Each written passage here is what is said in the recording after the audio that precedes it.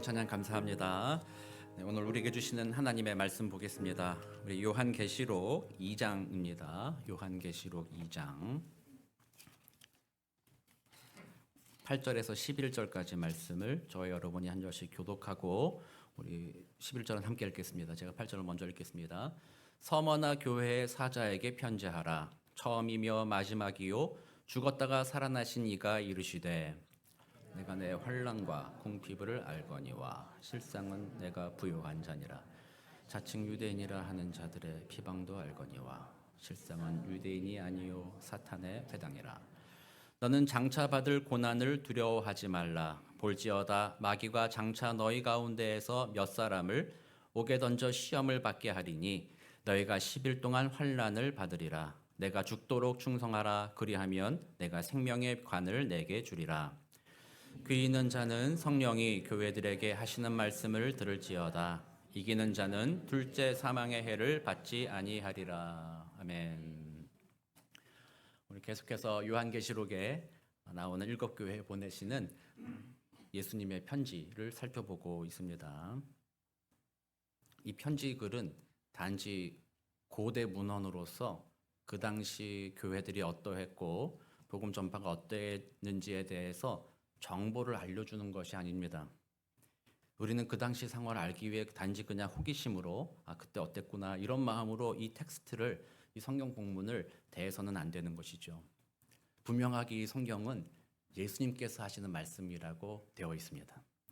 지금도 살아계셔서 역사를 주관하시고 하나님의 보좌 우편에 앉아 계신 그 영광스러운 주님이 2000년이라는 그 긴 시간의 간극을 넘어서 또 튀르키예, 지금의 튀르키예 땅 이즈미르 지역인데요. 그 땅에서 우리 캘리포니아까지 약 4,900마일 그 거리적인 간격을 넘어서 그 살아계신 예수님이 오늘 이 말씀을 읽고 말씀을 듣는 우리들에게 하시는 말씀인 것입니다. 그러니 우리는 이 말씀을 여호와 하나님, 우리 예수 그리스도의 은혜의 말씀으로 듣고 감격의 말씀으로 들어야 되는 것이죠. 그래서 이 말씀을 우리가 무게 있게 들어야 됩니다. 그냥 나의 성경에 대한 지식이라든지 신앙생활의 지식이라든지 뭐 이런 거 그렇게 가볍게 들어서는 안 되는 것이죠. 그 예수님이 지금 현재적으로 여러분들의 심령에 이 말씀을 하고 계신다. 부족한 종이지만 이승영 목사를 통해서 예수님이 여러분들에게 말하고 있다는 것을 여러분들이 마음에 듣고 그렇게 귀를 기울여 보시기 바랍니다. 이렇게 무게 있게 들으시고 삶의 하나님의 은혜를 더 누리시는 귀한 시간 되기를 소망합니다.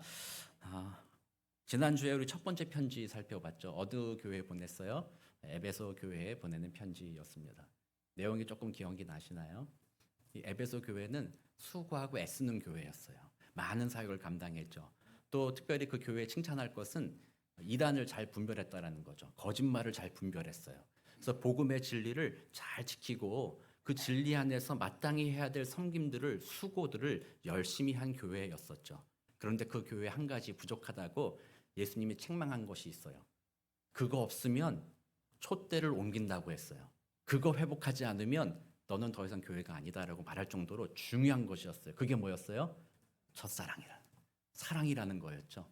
우리가 아무리 교회 봉사 열심히 하고 아무리 많은 일을 감당해도 또 아무리 성경에 대한 지식이 막 넘쳐가지고 누가 뭘 물어보기만 하면 그거요 이사야 몇 장 몇 절에 있습니다. 그거요 베드로전서 몇 장 몇 절에 있습니다. 막 떠들어대도 사랑이 없으면 아무것도 아니라는 거예요.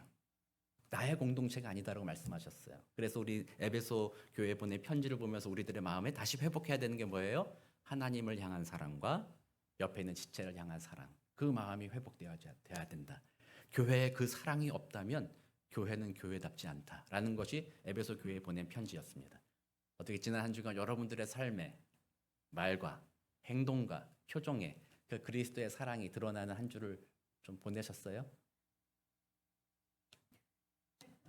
멋쩍은 미소로 그러고 싶었으나 그게 좀 안 되는군요. 그렇죠. 잘 안 됩니다. 그 사랑이 완전하게 되는 수가 없습니다. 그것은 우리 천국 가면 된다고 말씀드렸잖아요. 그러나 우리는 소망하는 거죠. 또다시 주님 앞에 소망합니다. 주님, 지난주 좀 사랑하고 싶었는데요. 잘 안 됐어요. 이번 주는 좀 더 사랑할 수 있기 원합니다. 우리 지체들 더 사랑하게 되기 원합니다. 기도하고 주님의 은혜를 구할 때 하나님께서 우리에게 하나님의 사랑을 먼저 누리게 하실 거예요. 그리고 그 사랑 안에서 우리는 자유하며 옆에 있는 사람을 더 사랑하는 그런 우리 성도로 하나님의 백성으로 우리를 변화시켜 주실 것입니다. 우리 그걸 소망하기 바랍니다. 자, 이제 오늘 두 번째 서머나 교회의 편지 보내는 편지를 한번 살펴보면서 또다시 오늘 우리에게 주시는 하나님의 교훈 또는 위로가 무엇인가 한번 볼 텐데요. 우리가 한번 쭉 읽어봤지만 서머나 교회에는 책망은 없어요. 너 뭐 잘못하고 있다 이런 이야기는 없어요. 그러나 칭찬이 하나 있죠. 칭찬이 있고 또 예고가 하나 있어요. 앞으로 이렇게 될 거다라고 이렇게 이야기하시면서 그 일이 일어날 때 앞으로 계속해서 이렇게 지내야 한다라고 주님이 말씀해 주시는 거예요. 그래서 오늘 그 두 가지를 한번 생각해 볼 텐데 이 서머나 교회에 책망이 없다는 것이 서머나 교회가 다른 교회들에 비해서 상황이 좀 좋다 이렇게 이해할 수는 없어요. 서머나 교회는 아까 말씀드린 대로 지금 튀르키예 이즈밀이라는 동네거든요. 지금 튀르키예 2대 도시예요. 이스탄불이 가장 큰 도시, 수도는 앙카라고 그 다음으로 이제 도시로 규모만 봤을 때는 두 번째로 큰 도시가 바로 이즈밀이라는 도시고 이게 서머나 지역이거든요. 그 당시에도 이 서머나 지역은 아주 번창한 항구 도시였습니다. 그래서 이 도미티아누스 황제, 지금 요한계시록의 배경이 되는 그 황제가 황제 숭배 사상을 강력하게 요구했죠. 그래서 이 튀르키예 지금 그쪽 인근 지역에 있어서 황제 숭배를 총괄하는 그 신전이 바로 이 서머나 지역에 있었다라는 거예요.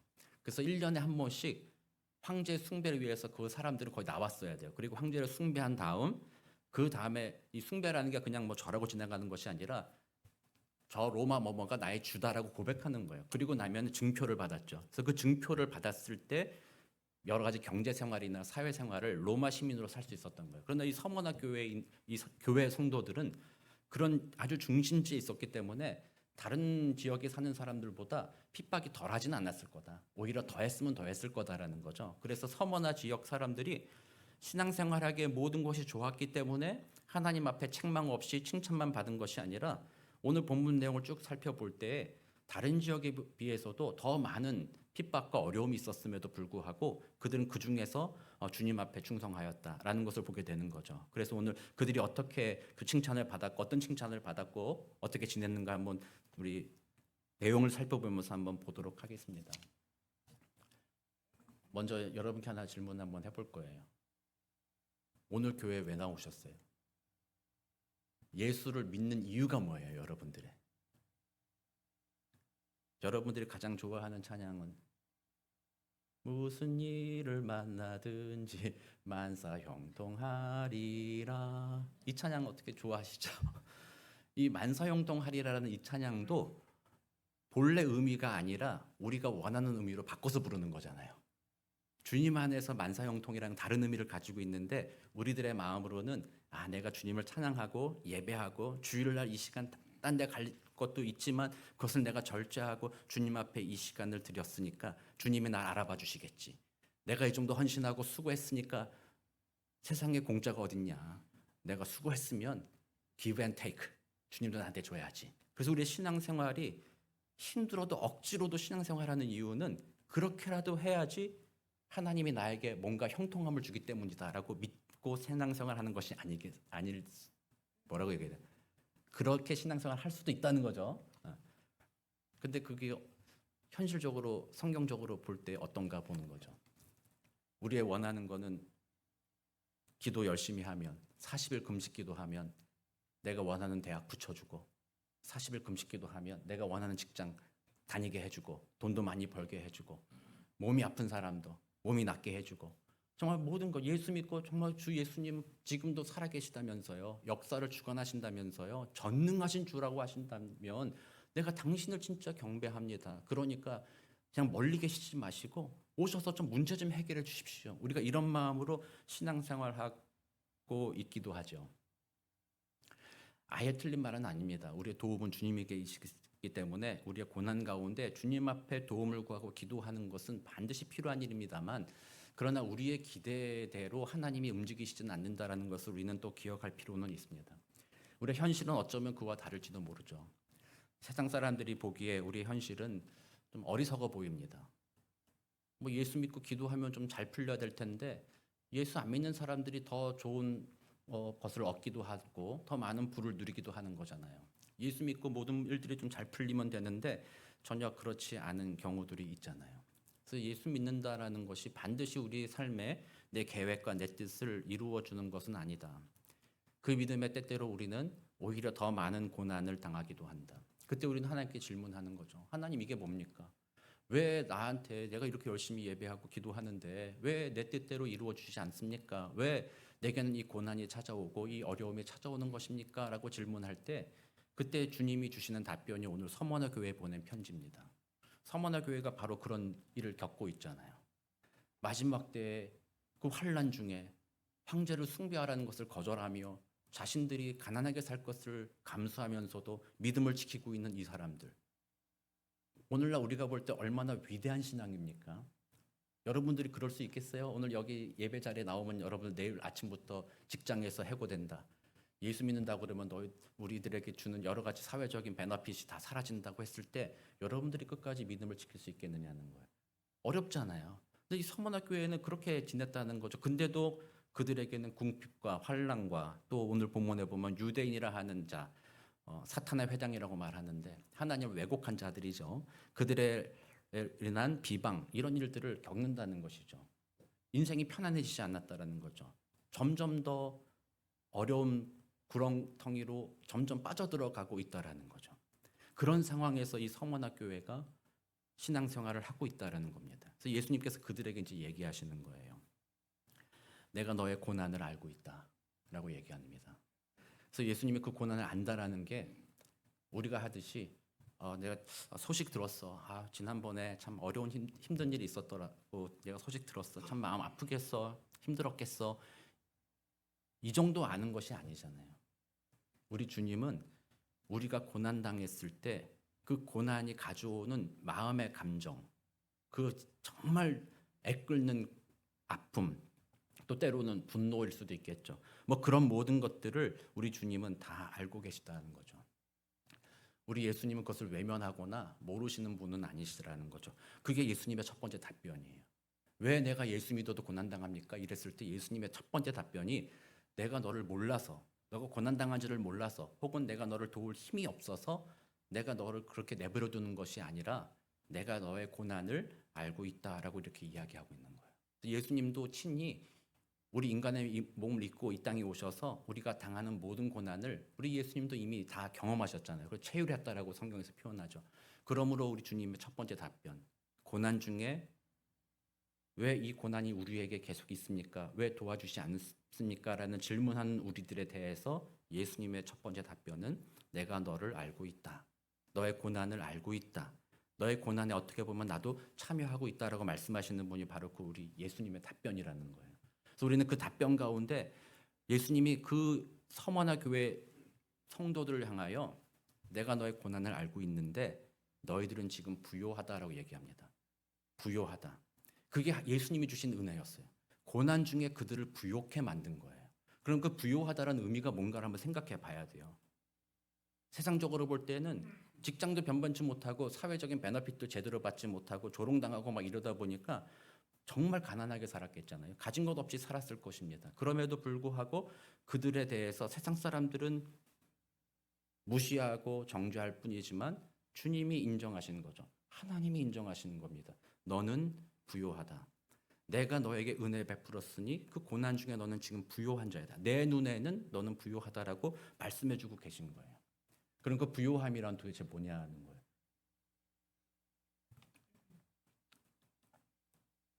환난과 궁핍과 조롱과 비방을 당해도 그 마음에 하나님을 향한 믿음이 변치 않는 것.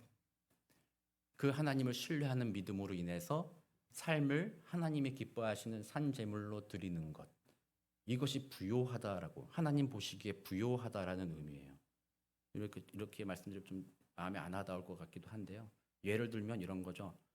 아우슈비츠 수용소에 붙잡혀 갔어도 거기서 언제 죽을지는 몰라도 거기서 고문을 당하고 고통을 당할지라도 그 나치에게 굴복하지 않음, 나치에 동조하지 않음, 자신의 존엄성을 지키며 거기서 죽어가는 사람들, 이런 사람들에게 우리가 뭐라고 얘기할 수 있어요? 부요하다라고 얘기하는 거예요. 부요하다.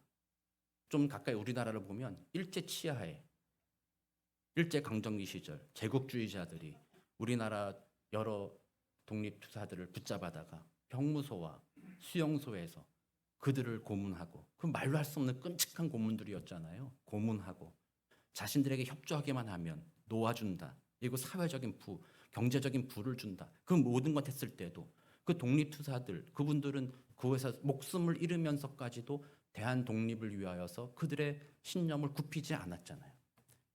그러면 그 당시에 친일하면서 부를 추적했던 사람들과 형무소에서 고난당해 죽은 우리의 독립투사들, 우리는 뭐라고 얘기할 수 있어요? 누가 부요한 자라고 할 수 있어요? 독립투사가 부요한 자다라고 말할 수 있는 거잖아요. 6.25 전쟁 때도 마찬가지죠. 자유민주주의를 위하여서 또는 함께 싸운 전우들 위하여서 자신의 생명을 내어놓는 사람들, 이런 사람들이 부요하다라는 거예요. 제가 이 말씀을 드리는 이유는 오늘날 부요함의 의미가 너무 천박해졌기 때문이에요. 오늘날의 사회가 부요함이란 의미를 다르게 바꿔버렸어요. 뭐로 바꿨어요? 부요함이란 돈이라고 바꿨어요. 돈을 많이 가진 자들이 부요하다. 그렇게 치환해버린 거예요. 그래서 돈이 정의다. 돈이 답이다. 뭐 이런 얘기들 요즘에 많이 들리잖아요. 돈을 위해서 무슨 짓을 해도 괜찮다. 그 돈만 벌면 그 버는 그 방식이든 뭐든 상관없다. 돈을 버는 그 자체가 선한 일이다. 라고 하는 것이 오늘날의 세대를 살아가고 있는 것이죠. 인간의 부요함이 한낱 돈으로 평가되는 가벼운 시대입니다. 이거 뭐 사회학적인 말로는 천박한 자본주의다라고 말하기도 해요. 천민 자본주의다라고 이렇게 말하기도 하죠. 돈을 가장 중요시 여겨서 돈 벌기 위해 사람을 무시하고 마땅히 해야 될 일들을 외면하는 것들. 그래서 어쨌든 돈만 많이 벌고 나면 그 사람이 부요한 사람이 되어서 다른 모든 사람들의 선망의 대상이 되는 거죠. 우리 아이들 요즘에 보면 뭘 꿈꿀까? 아이들에게 뭘 원하니? 물어보면 아이들이 요즘에 뭐라고 대답하겠어요? 좀 더 좋은 집 살고 싶고, 좀 더 좋은 차 갖고 싶고, 좀 더 좋은 거 먹고 싶고, 좋은 데 여행 가고 싶고. 아이들의 꿈이 그런 식으로 변질되기 시작했어요. 사단이 그렇게 역사하고 있는 거예요.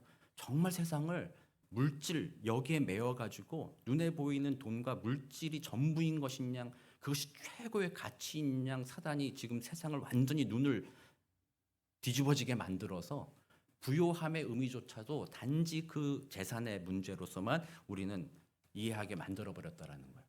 그러나 아까 제가 예를 들었던 모든 내용처럼 세상 사람들도 인정하는 거예요. 진짜 부요한 사람은 가진 돈이 없고 가진 물질이 없더라도 옳은 일을 향하여 자신의 신념과 자신의 생명과 모든 것을 내려놓을 수 있는 사람은 진짜 부요한 사람이다. 그래서 진짜 무서운 사람이 바로 그런 사람이다라고 세상 사람들이 이야기해요. 하나님도 그렇게 보신다라는 거예요. 하나님이 볼 때 우리들에게 누가 부요한가 보실 때 여기 나오신 여러분들의 하나님은 모르는 게 없잖아요. 다 알잖아요.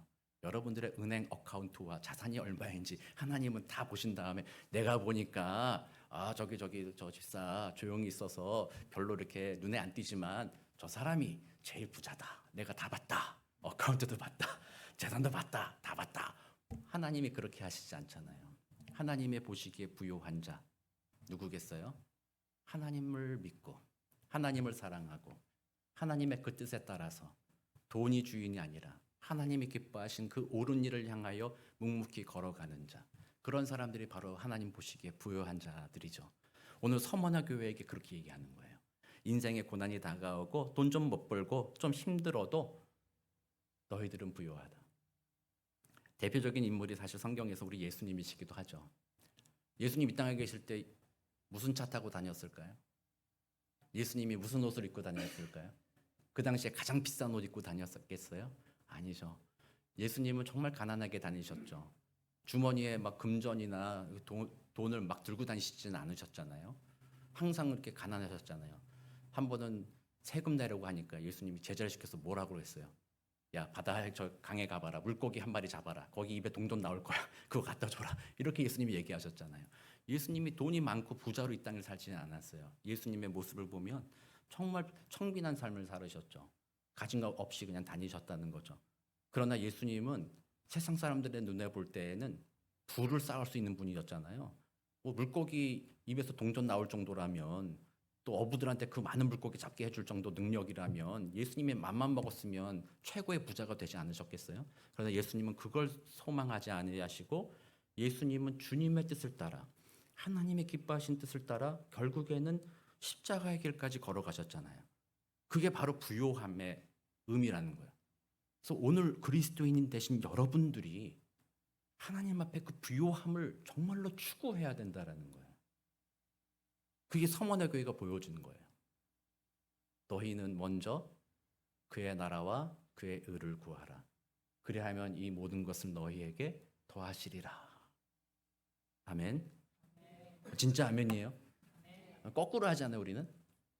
우리는 먼저 내게 있는 모든 것을 먼저 구한 다음 그의 나라와 그의 의는 시간이 되면 여력이 좀 되면 그 다음에 좀 하겠습니다. 우리 뭐 그렇게 신앙생활하고 있지는 않은가 싶어요. 삶의 자리에서 하나님을 신뢰하지 못하죠.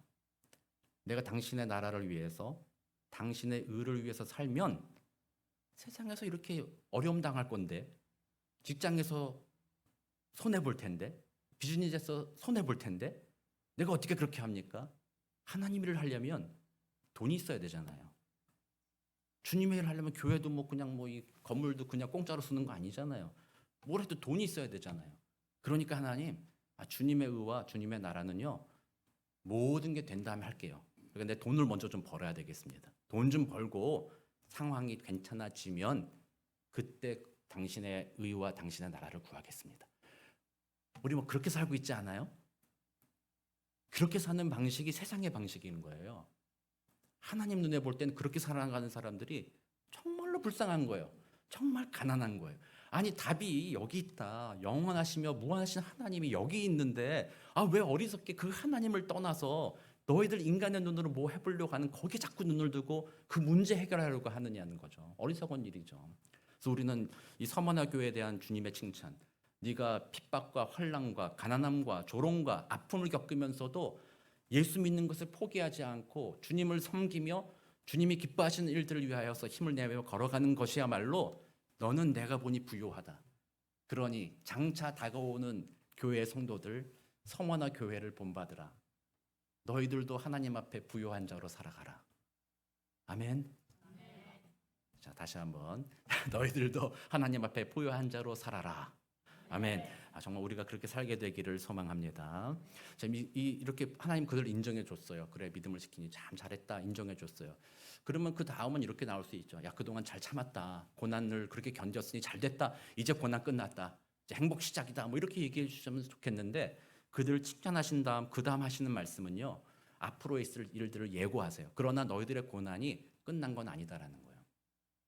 너희들의 고난은 잠시 잠깐 계속 이어질 거라는 거죠. 10절 말씀 보니까 너는 장차 받을 고난을 두려워하지 말라. 볼지어다 마귀가 장차 너희 가운데에서 몇 사람을 옥에 던져 시험을 받게 하리니 너희가 10일 동안 환난을 받으리라. 이만하면 됐죠. 하나님 이만큼 고난 받았으면 됐죠. 뭘 또 받습니까? 이렇게 말할 수 있잖아요. 그러나 예수님이 말하십니다. 고난이 또 올 거다. 우리 인생을 살아가면서 예수 믿는 우리들은요. 고난이 하나님 나라 가는 날까지 계속 찾아올 겁니다. 고난 없는 인생이 없을 수가 없습니다. 세상은 죄로 물들어 있기 때문에 하나님의 뜻을 반대하기 때문에요. 이 세상 속에서는 고난이 끊임없이 찾아온다라는 거죠. 그러나 오늘 본문에서 예수님이 말씀하시는 거예요. 너희가 10일 동안 환난을 받는다라고 말씀하시는 것. 그리고 맨 앞에서 내가 처음이요 마지막이다라고 말씀하신 그 내용들의 핵심은 내가 그 모든 것 가운데 인재해 있다라는 거예요. 내가 그 모든 것을 알고 있다. 섭리 가운데 그것을 다스리고 있다라는 것이 하나님의 말씀인 거예요. 그러므로 앞으로 다가올 고난 가운데에서도 너희들은 넘어지지 않을 거다라고 말씀하시며 그 고난 앞에서도 너희들은 뭐 하라고 되어 있어요? 죽도록 충성하라라고 명령하시는 거예요. 그렇게 걸어가라고 얘기하는 거예요. 예고해 주시고 그 고난을 없애 주시려고 하는 것이 아니라 이렇게 하면 고난 피한다. 이렇게 하면 고난 비껴갈 거다. 뭐 마치 우리가 무당이나 뭐 이런 사람들 찾아가 가지고 막 점치듯이 내가 1년 뒤에 무슨 일이 있을까? 1년 뒤에 화가 있을 것 같은데요. 이거 어떡해요? 화를 벗어나고 싶은데 어떡할까요? 자, 부적을 써드릴 테니까 항상 이거를 속옷이나 지갑에 휴대하고 다니십시오. 뭐 그렇게 얘기하지만 우리 그리스도 예수님 뭐라고 그래요? 고난 없애준다 말 안 하잖아요. 고난을 통과하게 해주겠다라고 얘기해요. 그 고난이 별것 아닐 것이다라고 얘기하시는 거예요. 널 통과하게 하셔서 결국에는 영광성 승리를 줄 것이니까 그 가운데 뭘 하라고? 죽도록 충성하라라고 얘기하는 거예요. 자, 근데 이 죽도록 충성하라는 말이 교회에서 오해됐어요. 이 본문의 의미를 우리가 자꾸 왜곡해가지고요. 저것만 딱 띄는 거예요. 그래가지고 우리가 언제 이 설교를 많이 해요? 죽도록 충성하라는 설교를 임직할 때. 임직하시는 분들 죽도록 충성하십시오 그렇게 얘기하고, 또는 연말 연시가 돼가지고 많은 분들이 지난 한 해 동안 참 많이 했습니다. 찬양 때 열심히 했고 찬양팀도 열심히 했고 뭐 다른 봉사도 많이 했습니다. 이제는 좀 쉬고 싶습니다. 뭐 이러면은 목회자들이 그날 설교를 뭘로 해요? 죽도록 충성하라. 아, 주님이 죽도록 충성하라고 그랬는데 지금 뭘 그만둔단 말입니까? 더 열심히 해야죠. 뭐 이렇게 해석하고 권면하기도 했습니다만, 사실 이 본문의 전체 내용을 살펴보면 이 말은 전혀 그런 뜻이 아니라는 거예요. 이 충성이라는 말이 뭔가 일을 열심히 많이 하라는 의미가 아닙니다. 이거는 로열티, 누구를 주인으로 삼느냐의 문제라는 거예요. 너희들이 앞으로 지금까지도 너희 마음이 부요함으로 여러 가지 핍박과 환난 가운데서도 주님을 배반하지 않고 주님의 뜻에 따라 그의 나라와 그의 의를 구하며 지금까지 지내왔으니 잘하였다. 그러나 이게 끝이 아니다. 앞으로도 계속 고난이 있을 거니까 그때까지 너희들은 그 믿음 지켜라는 게 바로 죽도록 충성하라는 거예요. 죽을 때까지 그 믿음을 지키라는 말이지 죽을 때까지 열심히 뭘 해라는 그런 의미가 아니라는 거예요. 환난과 고난이 다가오더라도 때로는 너희들이 순교할 만한 그 상황이 있는다 할지라도, 그게 죽도록이죠. 생명을 잃는 그때까지라도 할지라도 너는 하나님께 충성하라. 하나님을 자신의 구주로 인정하며 그분의 뜻대로 순종하며 그 끝까지 살아가라라는 말이죠. 그래서 죽도록 충성하라는 말은 단순히 몸이 부서져라 일하라는 노동의 명령이 아니라, 그것은 죽음의 위협 앞에서도 사랑하는 대상을 바꾸지 말라라는 하나님의 요구인 것이죠. 믿음의 고백을 잃지 말라라는 것입니다. 그래서 여러분들도 앞으로 신앙생활 해나가면서 위기가 많이 있을 수 있습니다. 교회, 하나님 나라와 같은 교회, 이 교회에 오면 마음에 평안이 있고 기쁨이 있고 정말 하나님의 나라를 맛보고 싶고 우리는 그걸 너무나도 소망하지만, 그러나 사탄이 지금의 이 교회를 가만 내버려 두지 않죠. 교회 생활하면서 때때로 우리들을 힘들게 만드는 여러 가지가 있습니다. 그때 우리는 끝까지 충성하라는 그 말은 끝까지 주를 믿는 믿음을 잃지 말라라는 그 말이죠. 그리고 오늘날에는 이건 또 다르게 이해할 수 있어요. 예전 같으면 이 서머나 교회 같이 실제적인 핍박이 다가오니까 믿음을 배교할 가능성이 컸거든요. 그러나 끝까지 충성하라고 얘기했습니다만, 오늘날의 우리들의 모습은요, 그런 핍박은 없지만 세상의 유혹이 너무나도 큽니다. 누구에게 충성하겠습니까? 물어보는 거죠. 당신 누구에게 충성하겠습니까? 이 땅을 살아가면서 당신에게 필요한 건 뭐가 있어요? 돈이 필요하죠? 먹을 것 필요하잖아요? 집이 필요하잖아요? 그럼 누구에게 충성해야 그 모든 것이 생기겠습니까? 라고 오늘날의 사람들이 물어본다는 거죠. 우리는 그 대답을 뭐라고 할 수 있어요? 주님이 하십니다. 이렇게 말을 못 하잖아요, 우리는. 주님 말고 돈이 합니다. 뭐 이런 식으로 우리는 답을 하기 시작하잖아요. 그런 유혹이 우리 앞에 있다니까요. 앞으로 여러분들 살아가는 동안에 그럴 때가 있다라니까요. 가끔 저한테 그런 말씀하시는 분이 있어요. 제가 지난주에 말씀드렸는지 제가 좀 헷갈리긴 하는데, 목사님, 교회를 한동안 안 나오셔요. 목사님, 성도님 왜 이렇게 요즘에 교회를 안 나오십니까? 그랬더니 목사님, 요즘에 상황이 참 안 좋습니다. 좀 문제가 좀 있어가지고 좀 어렵습니다. 제가 이 문제를 다 정리하고 상황이 좀 편해지면 그때 교회 가겠습니다. 이렇게 말씀하시는 분들이 계세요. 혹시 여기 계신 여러분들 좀 그런 분들 안 계세요? 목사님, 교회 가니까 내가 좀 불편합니다. 그 불편한 감정이 조금 사라지면, 편해지면 교회 갈게요. 무엇이 주인이 되어 있는 거예요? 우리 삶에 무엇이 주인이 되어 있습니까?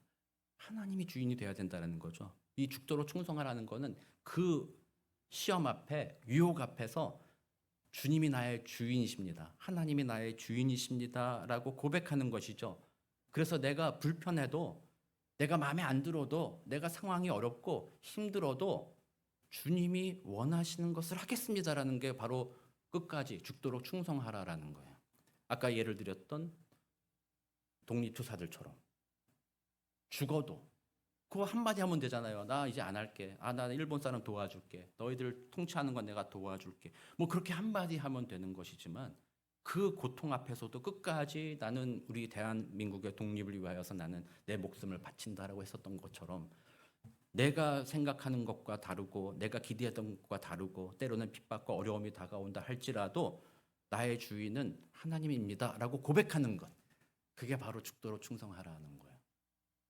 그래서 우리 여기 계신 여러분들, 예수님이 오늘 또 우리에게 말씀하시는 거예요. 권면하시는 거예요. 여러분들 신앙생활하면서 시험 들고 낙심될 때가 있을 겁니다. 분명히 있을지도 모릅니다. 누구 때문에 상처받고 누구 때문에 상처받고 뭐 교회가 이것 때문에 마음에 안 들고 뭐 이런 것들이 없을 수가 없습니다. 반드시 있을 것입니다. 그때 우리는 뭘 생각해야 돼요? 주님의 뜻을 생각해야 돼요. 내 감정과 내 기분과 내 생각을 우선시하면은 그거는 주님을 내가 다 해결되면 주님 찾아갈게요. 이 태도와 다를 바가 없는 것이죠. 주님을 생각합니다. 주님을 생각하기 때문에 불편함을 참을 수 있는 것입니다. 우리 주님이 그랬잖아요. 우리를 사랑하셨기 때문에 십자가의 그 부끄러움과 십자가의 그 죽으심을 참으심으로써 진정한 부요함이 무엇인지, 죽도록 충성하는 것이 무엇인지 우리 주님이 말씀해 주셨잖아요. 그래서 우리는 그 주님을 더 바라보면서 우리들의 신앙의 삶이 앞으로 그렇게 죽도록 충성하는 삶이 되기를 원합니다. 아멘. 제가 이렇게 죽도록 충성하라를 이렇게 설교했더니 어떤 분들이 바로 이렇게 적용할 수 있어요. 아, 그러면 이제 봉사는 좀 덜 해도 되겠다. 충성하라는 것이 믿음 지키는 거라고 했으니까 아, 열심히 봉사하는 거는 아, 그거 아니라니까 하지 마라. 아닙니다. 봉사도 주님이 주시는 은혜 안에 주님이 원하신다면, 내 감정이 아니라 주님이 하라고 하신다면 계속 해야 됩니다. 말씀을 하나님이 기뻐하신 뜻대로 적용해야지 내가 원하는 대로 적용하시면 안 됩니다. 그래서 우리 마지막 선원화 교회에 주님이 주신 말씀, 영원을 생각해 보아라. 생명의 면류관 너에게 줄 것이다. 그리고 너에게는 두 번째 죽음이 없을 것이다라고 얘기하죠. 우리 본문 끝에 보면 생명의 관을 주리라. 그리고 둘째 사망의 해를 받지 아니하리라. 같은 말이에요. 육신의 죽음 이후로 심판대 앞에 서서 어떤 사람들은 생명의 면류관을 받아 영생에 들어가고 어떤 사람들은 하나님으로부터 심판에 받아 멸망에 들어가는, 그게 둘째 해거든요. 그러므로 이 믿음을 지키는 자들은 결국에는 하나님이 이 땅에서 고난과 어려움을 닦고 경험한다 할지라도 내가 다 알고 있다. 그날에는 너희들의 모든 눈물을 닦아줄 것이다. 그날에는 영원한 생명의 면류관을 주시겠다라고 약속해 주셨다라는 거예요. 그래서 우리의 눈을 이 땅에 고정시키고 이 땅이 전부인 것이냐 생각하기 시작하면 진정한 부요함, 죽도록 충성함을 우리는 할 수 없어요. 그러나 그 영원하신 하나님을 생각해 볼 때에 그 하나님의 은혜가 우리 마음에 역사하셔서 우리로 하여금 진짜 부요한 자 살게 만든다는 것이죠. 그리고 죽도록 충성할 수 있는 그 은혜를 우리에게 베풀어 주신다는 겁니다. 사랑하는 성도님들, 말씀을 정리해 보겠습니다. 고난은 지나갑니다. 이 땅을 사는 동안 고난은 오고 가고 합니다. 그러나 10일 동안이다. 고난은 어느 날인가 끝난다. 그러나 주님을 믿고 충성하는 자는 영원하다. 그 약속 붙들고 이번 한 주간도 여러분들의 삶에 하나님 눈에 보시기에 부요한 삶을 진실로 살아가시는, 그래서 그의 나라와 그의 일을 먼저 구할 수 있는 용기와 은혜를 더 누리시게 되기를 우리 구주 예수 그리스도의 이름으로 축복합니다. 기도하겠습니다. 사랑과 은혜가 많으신 하나님, 이 세상을 살아가며 여러 가지 고난과 시험과 유혹이 우리 앞에 있습니다. 우리는 매우 어리석어서 눈에 보이고 손에 만져지고 우리가 경험하는 것이 전부인 양 생각합니다. 그래서 영원하신 하나님 나라를 잃어버릴 때도 참 많이 있습니다. 그래서 스스로 생각하기를 가진 것이 많아서 부자다, 부요하다, 자기를 안위하지만 그러나 영원하신 하나님을 알지 못하면 하나님 앞에 그런 사람들은 가난한 자들입니다. 오히려 이 땅에서 가진 것 없어도 영원하신 하나님을 생각하며 주님의 뜻에 따라 순종하는 자에게 하나님은 부요하다 약속해 주시고 그 은혜로 영원한 생명, 영원한 평강을 그들과 함께 누리신다고 언약해 주셨습니다. 이번 한 주간 쉽진 않지만 성령께서 우리와 동행하여 주셔서 우리들의 삶의 자리 곳곳에서 하나님 보시기에 부요한 자로 살게 하옵소서. 하나님의 뜻을 알게 하시고 분별하게 하시고 힘들어도 주님의 뜻에 순종할 수 있는 그 용기와 그 능력과 그 은혜들을 우리에게 허락하여 주옵소서. 감사드리며 살아계신 우리 구주 예수 그리스도의 이름으로 기도드립니다. 아멘.